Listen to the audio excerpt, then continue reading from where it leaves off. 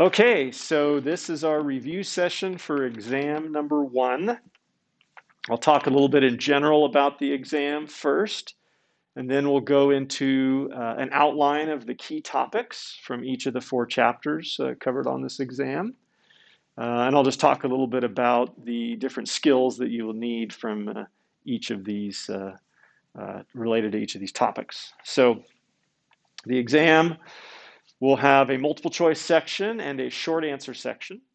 There will be 20 multiple choice questions, each worth 3 points apiece. That covers 60 points, and then the remaining 40 points will come from short answer questions. Anywhere from 5 to 7 short answer questions typically make up the remainder of the 40 points. Among the short answer questions, you'll have questions where you'll need to predict the products of reactions, and you'll have to pay attention to issues of stereochemistry, constitutional isomers when you're predicting products. We will have questions where you'll need to provide reagents. We'll give you a starting material and a product, and you'll have to choose the reagents that will cause that reaction to occur. You'll have questions where you'll need to draw reaction mechanisms. You'll have a multi-step synthesis problem, probably involving a lot of the reactions in chapter 18 and possibly linking those reactions to some of the earlier reactions you've learned in class. There are multi-step synthesis problems in the homework, and so if you're working those problems, they should give you good practice for what you would see on the exam.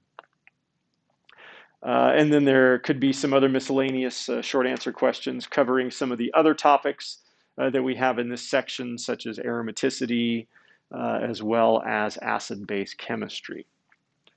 There will be a 3-hour and 30-minute time limit. That doesn't mean that the exam should take you 3 hours and 30 minutes. The average elapsed time on exam number 1 is probably going to be somewhere between 1 hour and 45 minutes and 2 hours, somewhere in that range. And so we give you some extra time so that you'll have plenty of time to check your answers, and you shouldn't end up feeling rushed. But you also shouldn't expect that it's going to take you the full 3.5 hours that you're allotted. Okay, so if you were in the class last semester, it's going to be very, very similar in length and format to what you saw last semester. Just make sure you allocate yourself enough time in the testing center. I tell students that they should allocate at least 2 hours, and then possibly more if they want more time to check their answers. There is a practice exam for exam 1 available on Learning Suite, so I encourage you to work that to get ideas of the types of problems that you'll see. And I will post an answer key for that next week. Okay, so let's go into an outline of the topics that we have learned in this section. Starting with chapter 16. So this is conjugation, resonance,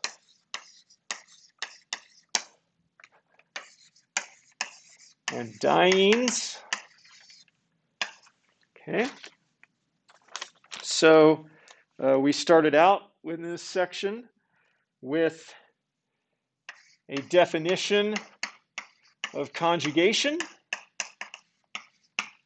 So we said that you have conjugation, I'll just write definition here, when you have overlapping p orbitals on 3 or more atoms, consecutive atoms, okay, adjacent atoms. And there were 2 main conjugated systems that we focused on in this section of the class.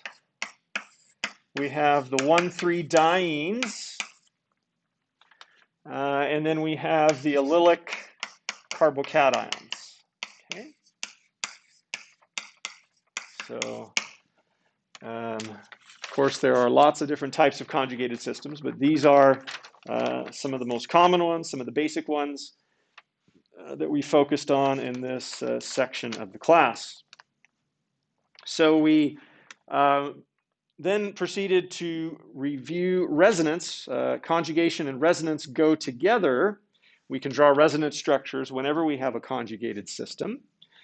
And so we had a review of common types of resonance.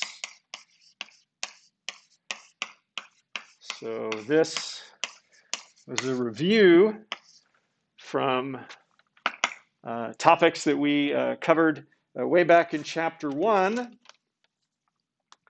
We talked about allyl systems, allylic cations, allylic radicals, allylic anions. These are all conjugated systems. We talked about conjugated double bonds, when we have two or more double bonds adjacent to each other. We have the ability to draw resonance structures when we have cations adjacent to lone pairs.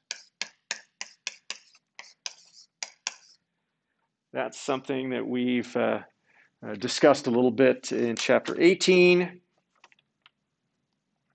And then when we have double bonds with one atom more electronegative than the other,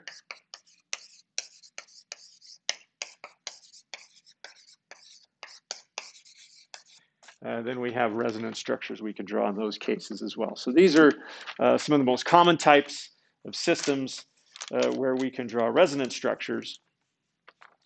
So we need to be able to recognize them and also be able to draw those resonance structures. Okay, from there, we went into a discussion of conjugated dienes. We started out with some vocabulary and structure. We learned the terms S-cis and S-trans. Remember, these are two different conformations relating to the conformation about the single bond that connects the two alkenes. We also learned that the sigma bond in a 1,3 diene or a conjugated diene is short as far as sigma bonds go. We explained that in a couple of different ways, but that's a structural feature of conjugated dienes, that carbon-carbon sigma bond between carbon 2 and carbon 3 is a little bit shorter than usual. We learned the concept of resonance energy. Okay. The stability derived from conjugation. And we mentioned that resonance energy is measured by the heat of hydrogenation. So if you're given heat of hydrogenation data, you should be able to decide which compound is more stable than another. Depending on the data, you might be able to calculate resonance energy. We showed you how to do that in a couple examples in class. Looking at different compounds, you should be able to identify which would have a lower heat of hydrogenation versus a higher heat of hydrogenation. So these are some skills related to this topic. Then we started getting into reactions of conjugated dienes. And the first one we had was the addition of HX to the conjugated dienes. And the issue here is that we have two different constitutional isomers that can be obtained in the reaction. And we referred to them as the product of 1,2 addition. And we said that that product is the kinetic product. That's the product that is formed the fastest in this reaction. And then we had the 1,4 addition product, and that is the thermodynamic product in most cases. If you've done the homework, you recognize there's a couple cases where the 1,2 addition product can be both the kinetic and the thermodynamic product. But with most conjugated dienes, the 1,4 addition product is more stable. It usually has a more substituted alkene, and so as a result, it is more stable. Okay, and you need to understand why this is the case. Please don't just memorize this information. Please understand why. There were two figures with energy diagrams that we showed in class.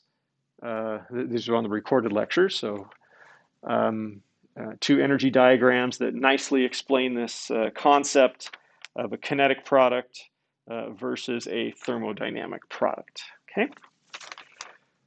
All right, next we had the Diels-Alder reaction.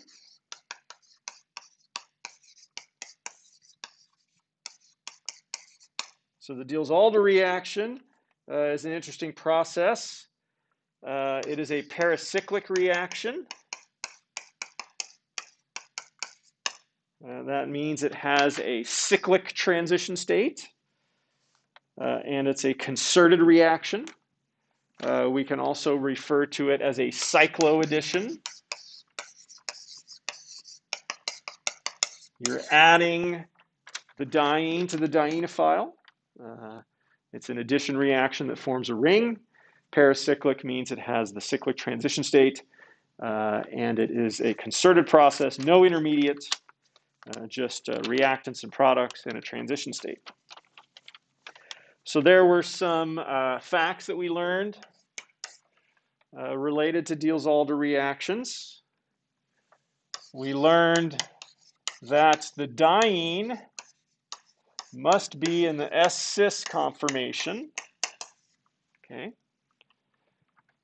We have to have both ends of the diene able to bond to the dienophile in the same step, and that can only be accomplished from the S-cis conformation. For an acyclic diene, that's not a problem. Depending on the structure of a cyclic diene, some of them might be in the S-cis conformation, some of them might be locked in an S-trans conformation and unable to participate in Diels-Alder reactions. Okay. Then we learned that attaching an electron withdrawing group, EWG is an abbreviation for electron withdrawing group. So attaching an electron withdrawing group to the dienophile increases the rate of a Diels-Alder reaction. Okay. And we explained this. We explained it in terms of molecular orbitals. So there were some terms and concepts. We talked about frontier molecular orbitals. These are the orbitals on the border between occupied and unoccupied, or bonding and anti-bonding. And we had two terms that we learned. We had the highest occupied molecular orbital, or the HOMO. And in the Diels-Alder reaction, it's the HOMO of the diene that is participating in the reaction. And it is the LUMO, the least unoccupied molecular orbital of the dienophile, that is participating in the reaction.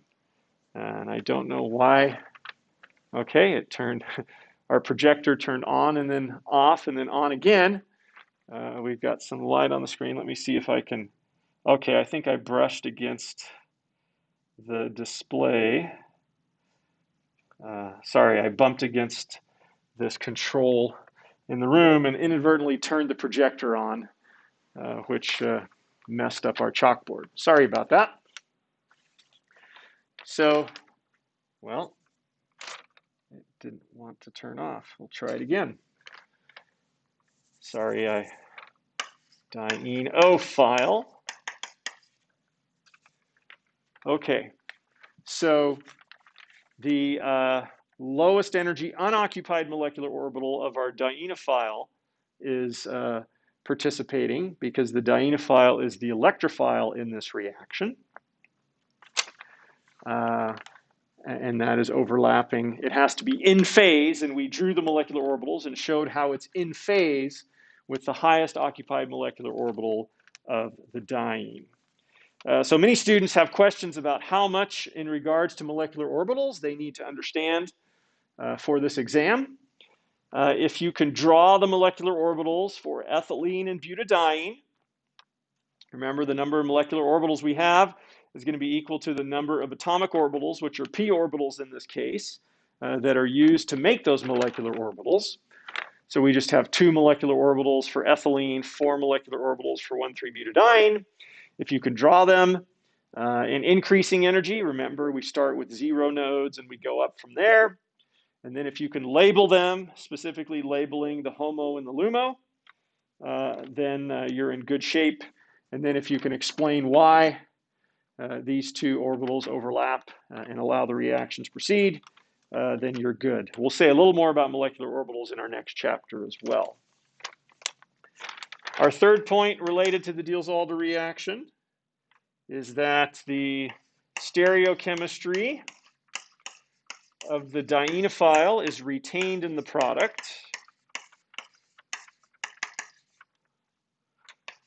So if the dienophile is cis, if the 2 groups on the dienophile are cis to each other, they will be cis to each other coming off of the cyclohexene ring that forms. If they're trans, then they'll be trans in the product. And then the fourth point is that the endo product is preferred.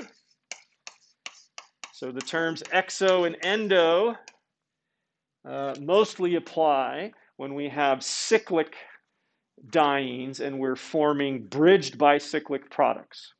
And there's a really good figure in the book that shows that. I don't have the number written down here, but you can refer to that figure in the book for the difference between endo and exo products. You can rewatch the explanation of it in the recorded lecture video if you have any problems distinguishing exo from endo. And remember, endo is preferred because of something that we call a secondary orbital interaction.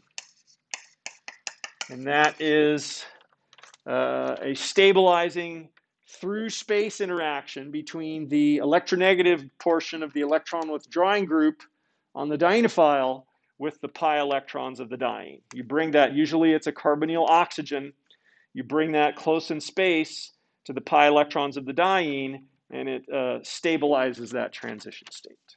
Okay? All right, and then we finished with a section on UV light and conjugated dienes.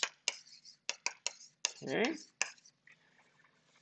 So the principle here is that the longer the conjugated system, the more molecular orbitals we have, because the more p orbitals we have to make those molecular orbitals, the smaller the gap is between the HOMO and the LUMO.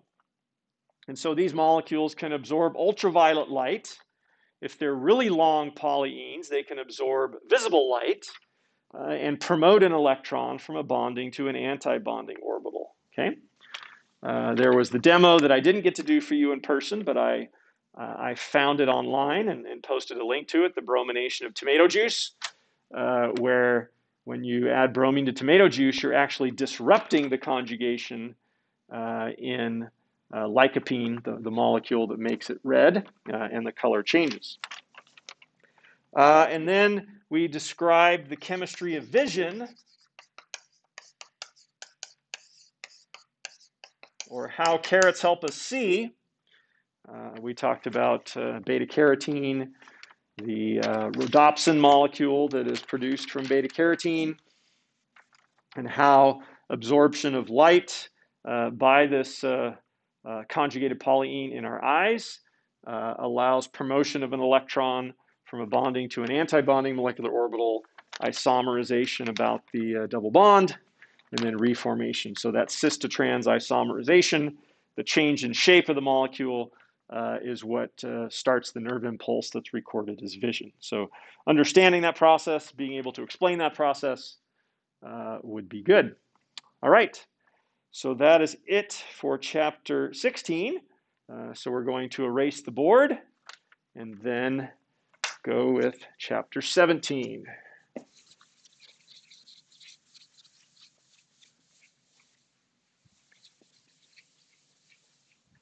And you're welcome to come help me on that, get it done a little faster. We don't have large erasers in this room, so it takes a little more time.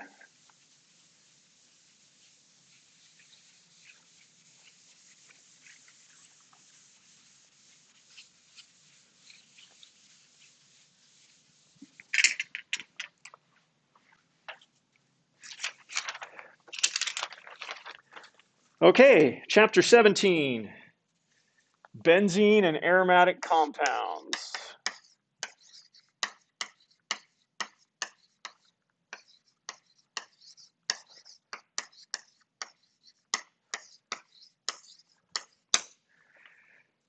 So in this chapter, we didn't focus on any reactions. We just focused on the structure and the properties of benzene and related compounds. Okay, so we started out with the structure. We told the wild story about August Kekulé and the dream he may or may not have had. We talked about the structure of benzene, how all the bond lengths are identical. Right? We have two equivalent resonance structures, so the true structure is exactly halfway in between, meaning that all the bond lengths in benzene are 1.5 order and have the same length. And it's fully conjugated. Okay. We had some nomenclature. And the key aspects of nomenclature in this section are the three common names, namely toluene, phenol, and aniline. You need to be able to recognize those and use those. And then we have the ortho, meta, and para system of showing the 1,2, 1,3, and 1,4 substitution patterns on benzene rings. So we need to be able to use those nomenclature systems. We talked a little bit about spectroscopy. And in general, we don't go into great detail in spectroscopy in 352M. We did that at the end of 351M. But we do talk about the spectroscopy of new types of compounds that we learn about. And you will see some spectroscopy problems on the exam, not a whole lot, but there will be a handful of spectroscopy problems on this exam. So make sure that you are practicing the spectroscopy problems that are in the homework. There are spectroscopy problems in the homework to help you make sure you maintain that practice. So key aspects of spectroscopy of aromatic compounds. Hydrogens on aromatic rings are highly deshielded in the proton NMR. They tend to show up between 6.5 ppm and 8 ppm. And so you don't need to necessarily remember those numbers. Just know the general region where they show up. But you should understand why. We explained that at the end of last semester. You have the circulating pi electrons of the benzene ring causing an induced magnetic field that reinforces the applied magnetic field and leads to high deshielding. And there's a very good figure in chapter 14 that we showed in this section that explains that. And then the key thing about C13 NMR of aromatic compounds is that the number of signals can help you distinguish between the various substitution patterns. Right? If you have a compound with ortho, meta, or para substituents, if they're the same substituent, then you have some symmetry and you end up with a different number of signals depending on which substitution pattern you have. And we went over examples of that in class. Okay. We referred a little bit to the heat of hydrogenation of benzene and benzene derivatives and how that indicates how stable these molecules are. We said that benzene itself has 36 kcals per mole of resonance energy.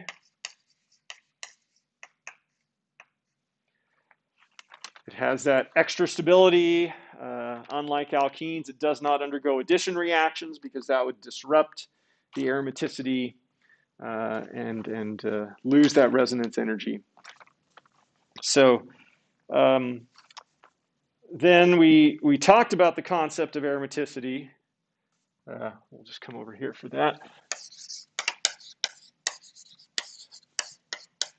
So aromaticity is the name given to the extra stability that benzene and related compounds have. Okay, so it doesn't have anything to do with the odor of the compounds, although the term originated that way. Today it just refers to the extra stability that benzene and related compounds have. And of course, we had some criteria. We had 4 criteria. We said that it had to be cyclic. We said that it had to be planar. We said that a molecule had to be fully conjugated, meaning that each p orbital has to be adjacent to 2 p orbitals in order for the molecule to be fully conjugated. And then we said that it has to have 4n plus 2 pi electrons. And there's no physical or chemical significance to the number n. It just indicates that the number of electrons has to either be 2, 6, 10, 14. And we explained this. We'll get to that in a minute in our discussion here. We did explain why compounds with 4n plus 2 pi electrons are extra stable. And then there was a corollary to this. We said if there's 4n pi electrons, then the molecule is incredibly unstable and would be anti-aromatic. We said that anti-aromatic compounds have never been isolated. All we've ever been able to obtain are degradation products believed to have come from them, implying that they did exist transiently. Most molecules avoid anti-aromaticity, and if they're not aromatic, they're non-aromatic. And we gave the example in class, the cyclooctatetraene. If this molecule were planar, it would be anti-aromatic, but it doesn't have to be planar. So it folds out of planarity to avoid that extra instability that it would have if it were indeed planar and anti-aromatic. And we talked about how this is different from benzene. Benzene, all the bond lengths are the same. We have highly deshielded hydrogens. In cyclooctatetraene, we have alternating bond lengths, and the hydrogens are not as deshielded. They're normal alkene hydrogens as opposed to being extra deshielded aromatic hydrogens. Okay? All right, so then we talked about types of aromatic compounds.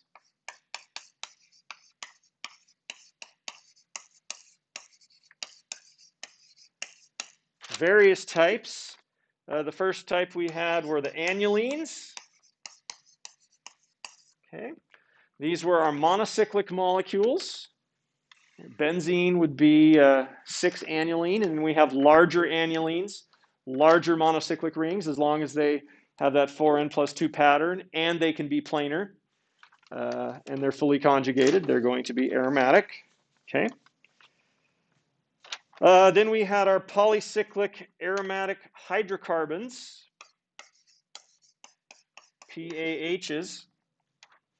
Naphthalene, phenanthrene, anthracene, these are some of the common names.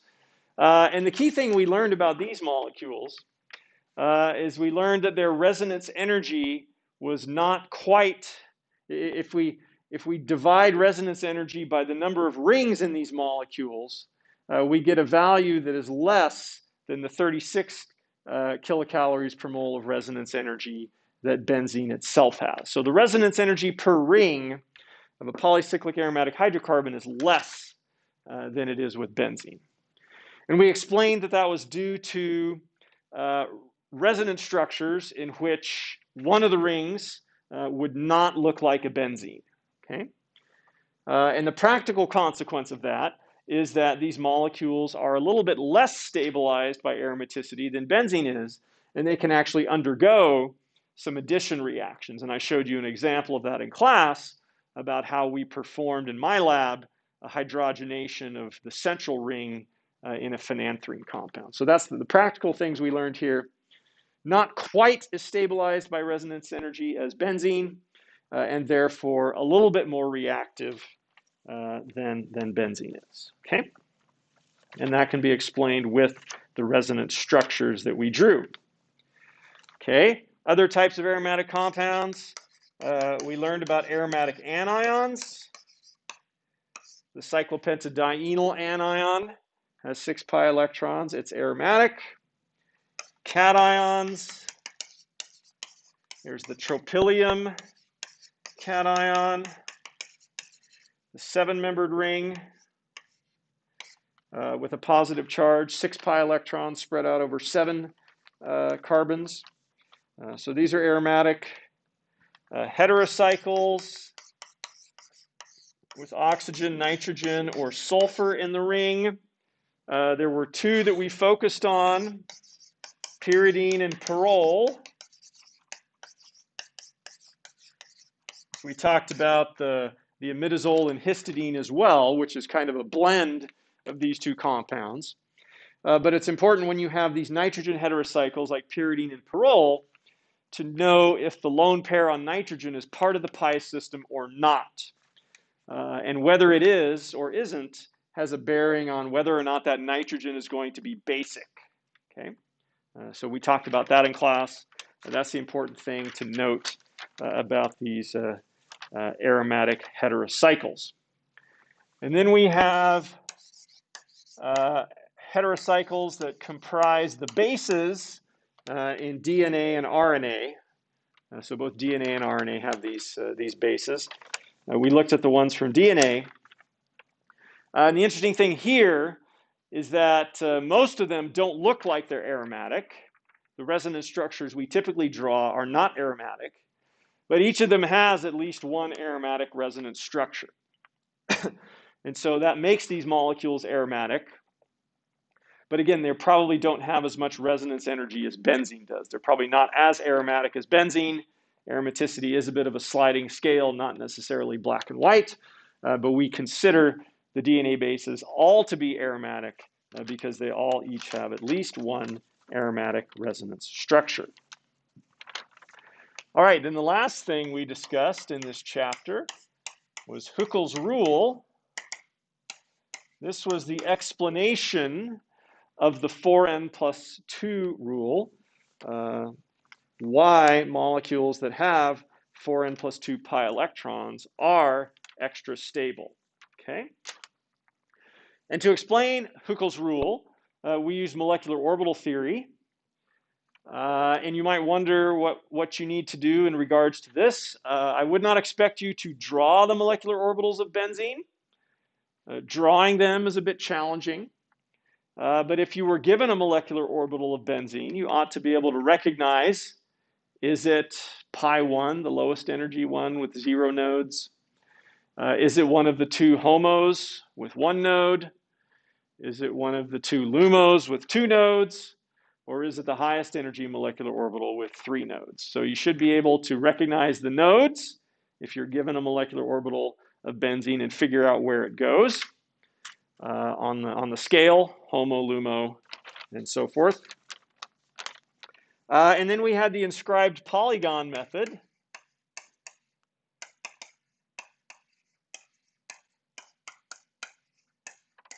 also known as Frost's circle. You should be able to do this. You don't have to draw the molecular orbitals to use Frost's circle. Frost's circle just tells us the relative energies of the molecular orbitals, provides the dividing line between bonding and anti-bonding. And if you can determine the relative energies of the molecular orbitals, then you can populate those molecular orbitals correctly with electrons and determine if a molecule is going to be aromatic or anti-aromatic, or in some cases non-aromatic. So you should be able to do that. There are problems on the sample exam that show you the types of questions you would expect to see in this area. Okay? All right, so that's it for chapter 17. We're going to erase the board again and start with chapter 18.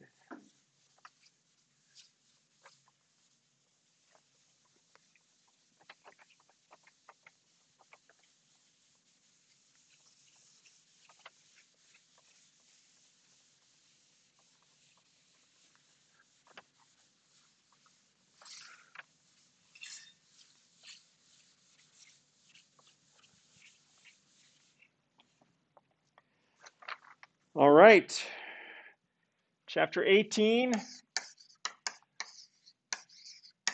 reactions of aromatic compounds. Okay. The first thing I'll mention here, which I mentioned in class today, is that we're skipping nucleophilic aromatic substitution. That's section 18.13. We just don't have time to get into it. It's a relatively minor topic that occasionally shows up on the final exam, so it might be a good idea to just skim through that before the final exam, but you won't see it on our exam number 1. So we focused on electrophilic aromatic substitution.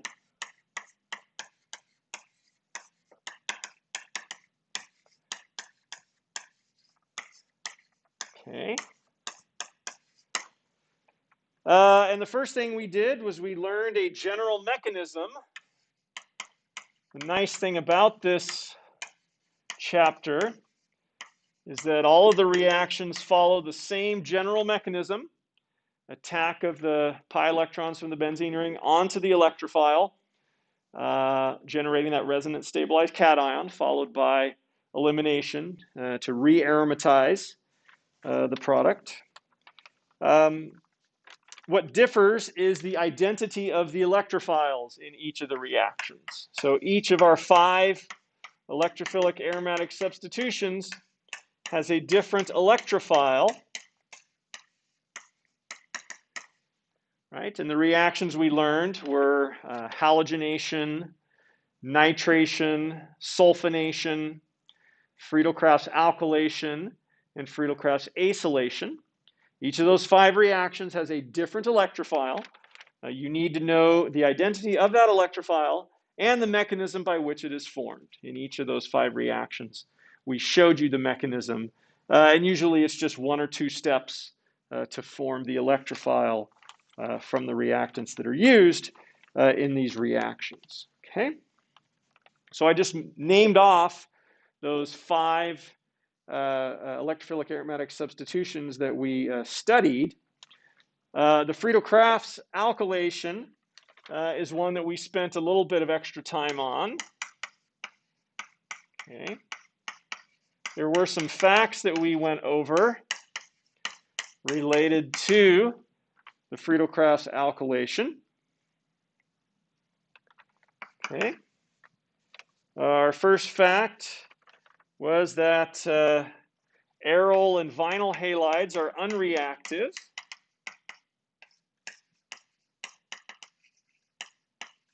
Okay. We explained why that is the case.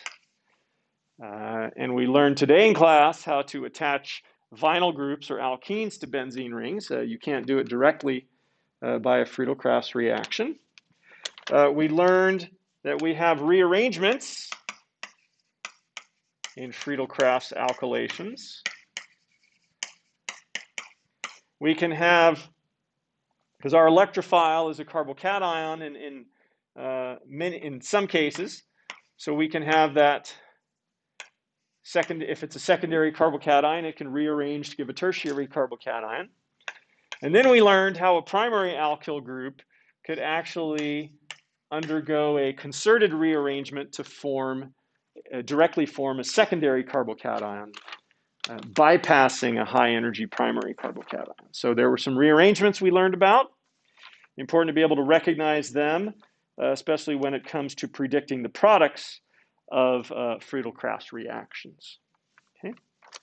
And then we learned that other functional groups capable of generating carbocations can be used. We've learned previously in class how to make carbocations from alcohols, and we've learned how to make carbocations from alkenes. So you don't have to use alkyl chlorides. You can use alcohols or alkenes, and we showed examples of those, both of those in class. Okay. Then we talked about electrophilic aromatic substitution of substituted benzenes. Right? What happens when we have one substituent on the benzene ring and we're trying to add a second substituent by an electrophilic aromatic substitution? And we had to determine, first of all, whether or not the original substituent on the benzene ring is an electron donating group or an electron withdrawing group. Okay? And so we considered two types of effects: inductive effects and resonance effects. So you don't have to memorize whether a group is a donating group or withdrawing group. You can look at the inductive effects and the resonance effects and reason through it to determine if a given group is going to donate electrons or withdraw electrons. Okay? So we ended up with three types of substituents in terms of their ability to activate or deactivate, accelerate or decelerate an electrophilic aromatic substitution, as well as directing the new substituent to either the ortho, meta, or para positions. So we have our activators.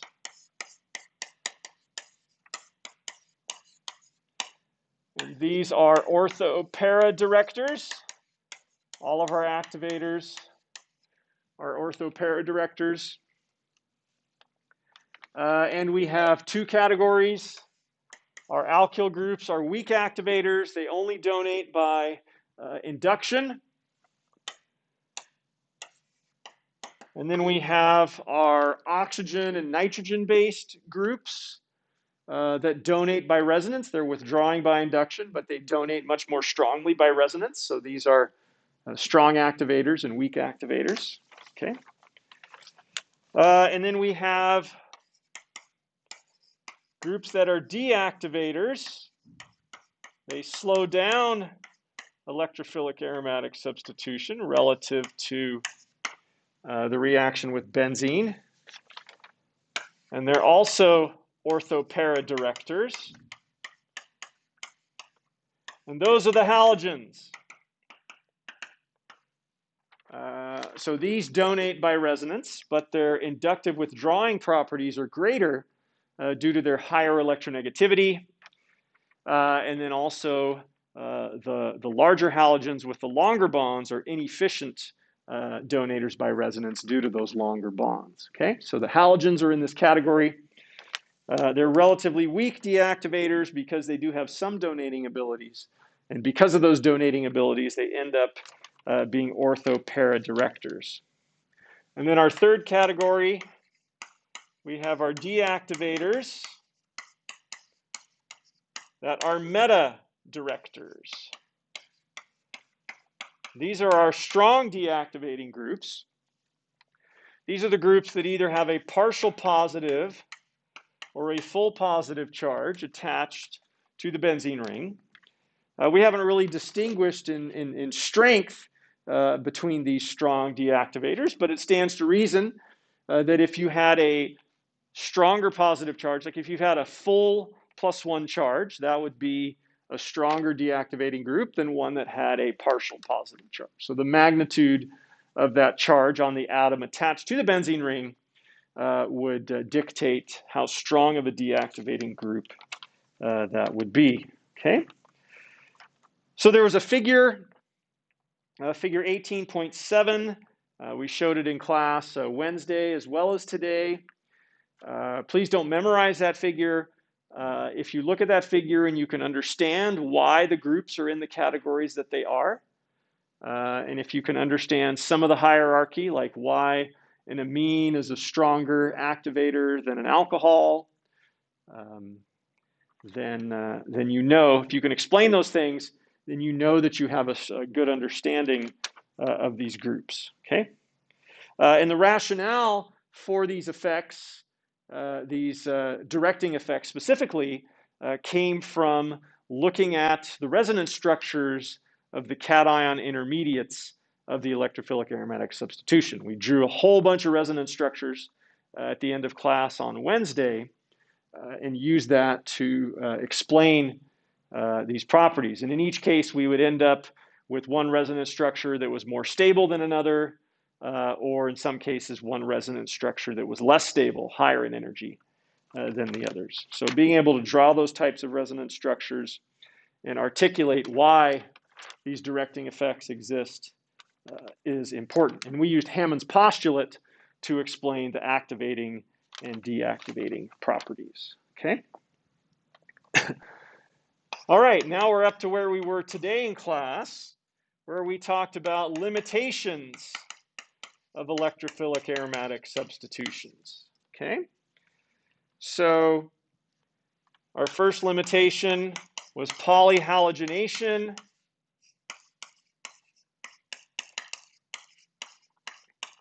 Of highly active benzenes.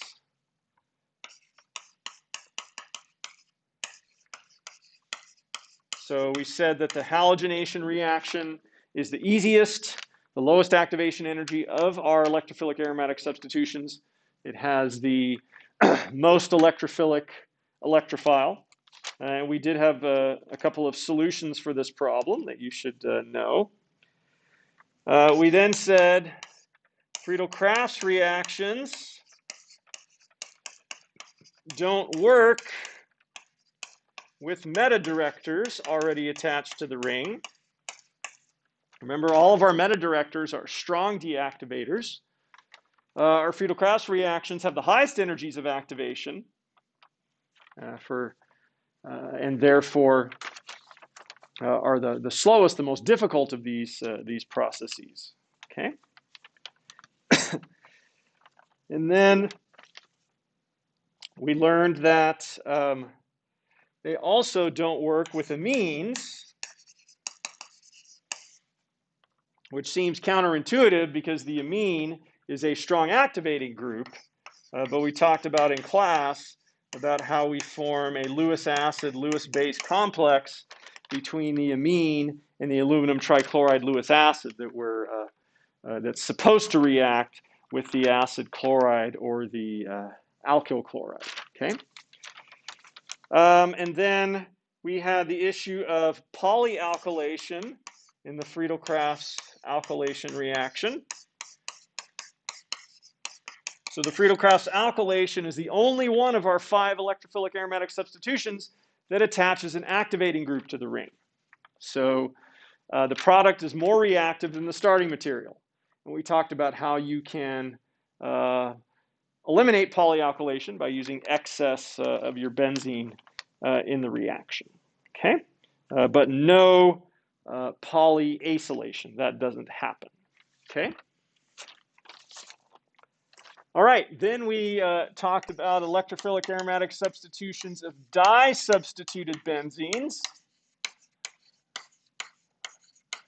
So if we have 2 substituents on our benzene ring, where does the third one go? Which of those 2 substituents controls the reaction? If their directing effects reinforce each other, it's easy. But if the directing effects contradict each other, we choose the most activating group, the one that's the highest up on the chart, and that's the one that's going to control the reaction. Okay?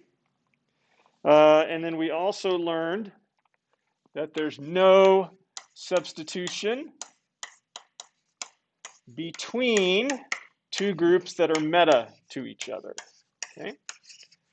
So we're not going to be able to install a group in between two groups that are already on the ring in a meta arrangement. Okay? Then we talked a little bit about strategies for the synthesis of benzene derivatives. At this point, specifically focusing on di-substituted benzenes. We said that it matters in many cases the order in which you install those groups. You've got to have the right directing effects to get the desired product. And if you're performing a Friedel-Crafts reaction, you have to make sure that you don't have a meta-director already on the ring. Okay. Then we talked about reactions on the substituents of benzene derivatives. Okay.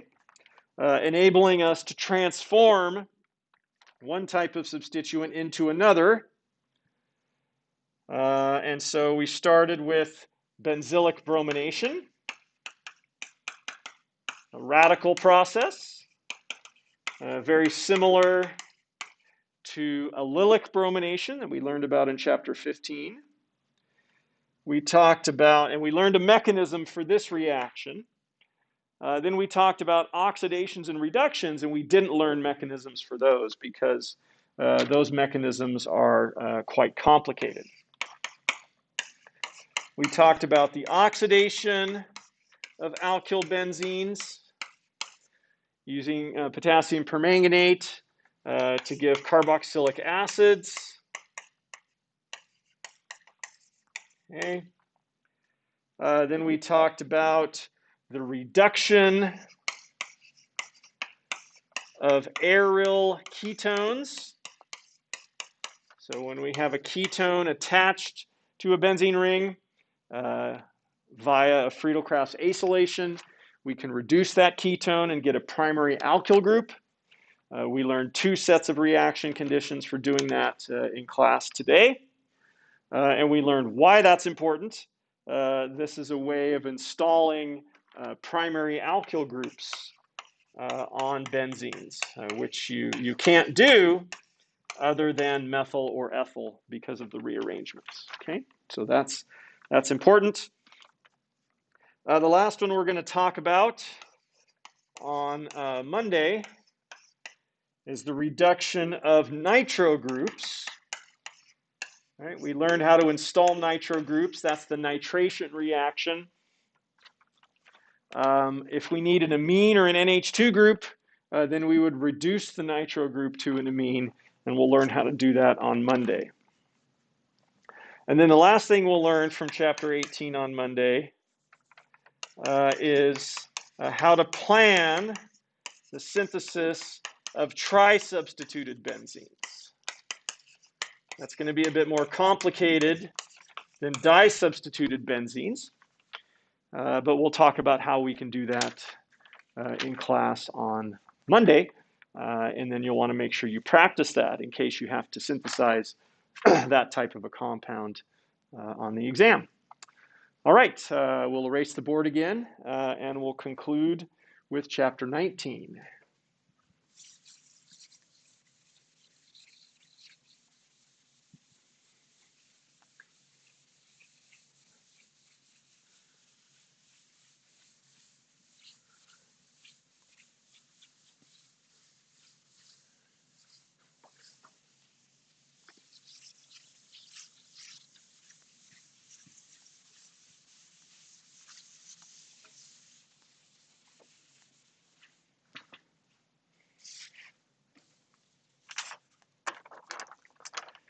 Okay, chapter 19 is on acids. So this is a bit of a review of concepts we've learned way back in chapter 2. It's called carboxylic acids and the acidity of the OH bond.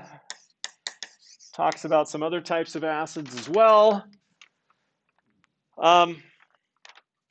It's a short chapter, so it'll take us a little less than 2 class periods to cover. A lot of it is review. There's a reason why it's at this point in the book, and that is because it precedes the chemistry of carbonyl compounds, which we're going to cover in about 4 or 5 chapters, consecutive chapters. And the chemistry of carbonyl compounds and their reactions involve acid-base chemistry. So it's vital to have a good understanding of acid-base chemistry to understand reactions of carbonyl compounds. So that's why this chapter, this short little review chapter, is at this particular position in the book. So the first thing we're going to do is cover some nomenclature. That's going to be pretty easy.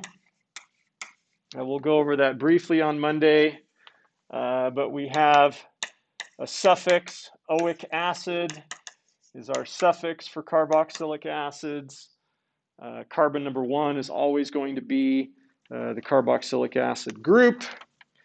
Cyclic compounds will be called carboxylic acid. So that'll be pretty straightforward. We'll talk about physical properties of carboxylic acids.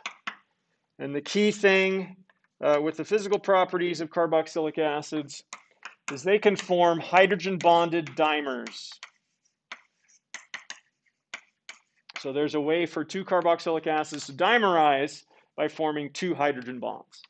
And this hydrogen-bonded dimerization of carboxylic acids is the strongest intermolecular attractive force that we're going to learn about in the class. Okay? So as you might imagine, that impacts boiling points. Our carboxylic acids will have the highest boiling points of any compounds. Spectroscopy, there's just a couple things we'll mention. We have a massive OH stretch because of that strong hydrogen bonding. It wipes out a bunch of other signals. You have this massive broad peak from about 2500 to 3500. That's very diagnostic of a carboxylic acid. In the proton NMR, the key thing is the OH proton is highly deshielded. It shows up around 10 to 12 ppm. We'll explain why that is in class. It has to do with this hydrogen bonding that occurs. We'll briefly review how to prepare carboxylic acids, oxidation reactions that we learned in 351M, oxidation of alkyl benzenes that we just learned, ozonolysis of alkynes. Those are 3 ways we've learned to prepare carboxylic acids. Okay. We'll talk a little bit about their reactivity. And their reactivity mostly has to do with their acidity, which we'll mention in a moment. But they can be protonated on the carbonyl oxygen.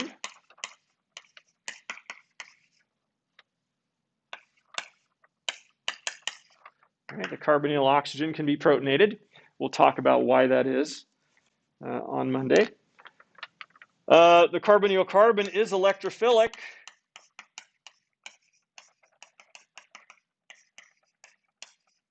Not as much as some relatives of carboxylic acids, but we'll mention that a little bit on Monday as well. But the key feature of carboxylic acids and reactivity, of course, is the acidity of the compounds. Okay? And we've already discussed why carboxylic acids are acidic. We learned that back in chapter 2. But we'll review it. It has to do with resonance stabilization of the conjugate base. Remember, anything that makes a conjugate base stable is going to make an acid more acidic.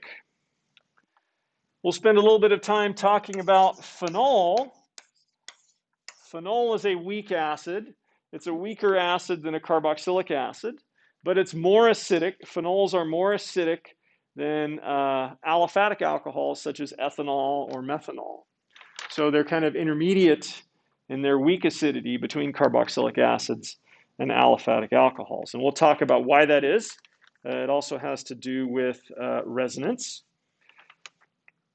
So a key skill related to carboxylic acids and acids in general is determining relative acidity. If you're given a selection of carboxylic acids or acids in general, being able to rank them from most acidic to least acidic or vice versa is important.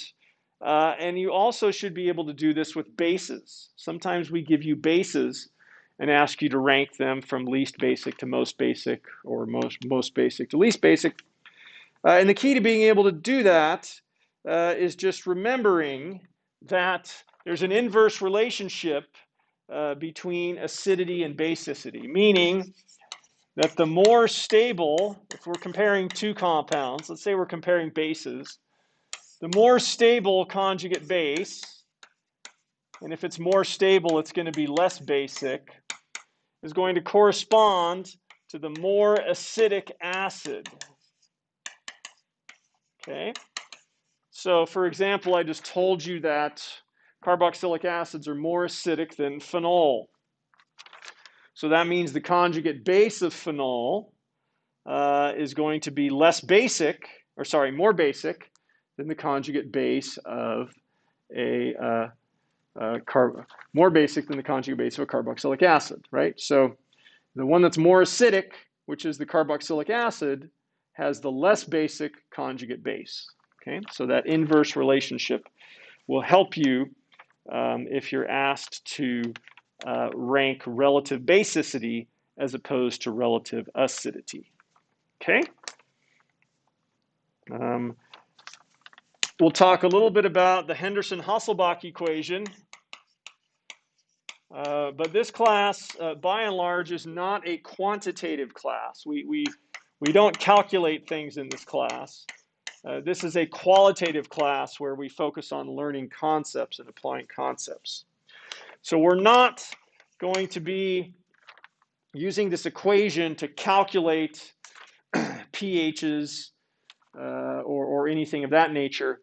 What it tells us, though, is that if the pH of a solution is lower than the pKa of an acid, then its protonated form dominates. If it's higher than the pKa, then its deprotonated form or its conjugate base dominates. So it is important for us to know which species, an acid or its conjugate base, would be dominant in solution at a given pH. And that's all we'll use the Henderson-Hasselbalch equation for, okay? So which form, meaning the acid or the conjugate base, is dominant at a given pH. Okay. All right, we will review in terms of relative acidities, the role of inductive effects on acidity. Okay. As I mentioned, that will be reviewed. That's something we learned in Chapter 2. And we'll do that with both aliphatic carboxylic acids and aromatic carboxylic acids. Okay. We'll talk about a process known as extraction. So extraction is a way of using acid-base chemistry and solubility properties to separate molecules. Okay. Separation of molecules by using acid-base and solubility properties. So we'll discuss how that can be done. And then we'll talk about a couple of other types of acids that aren't carboxylic acids that we do see in the class. Sulfonic acids, We've already talked about toluene sulfonic acid. We've also talked about how the sulfonation reaction from chapter 18 makes sulfonic acids. So we'll explore the acidity of sulfonic acids in this chapter. These are strong acids, stronger than carboxylic acids, that do dissolve in organic solvents. We'll talk about phosphoric acids. Phosphoric acids are important in biochemistry. So phosphoesters make up the backbone of DNA, and those are relatives of phosphoric acids. So we'll talk about that. And then we'll talk about amino acids. Amino acids are carboxylic acids that also have an amino group.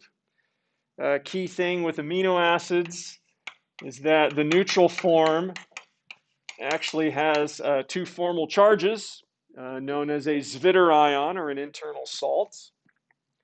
And then we'll also learn the concept of an isoelectric point. So anytime you have two or more acidic functional groups in a molecule, you can calculate something known as the isoelectric point, which is the pH at which the zwitterion is going to be the maximum. So we'll explore that for amino acids. And that's going to be the end of chapter 19. So good luck reviewing, and we hope to see you at our Tuesday Zoom question and answer session.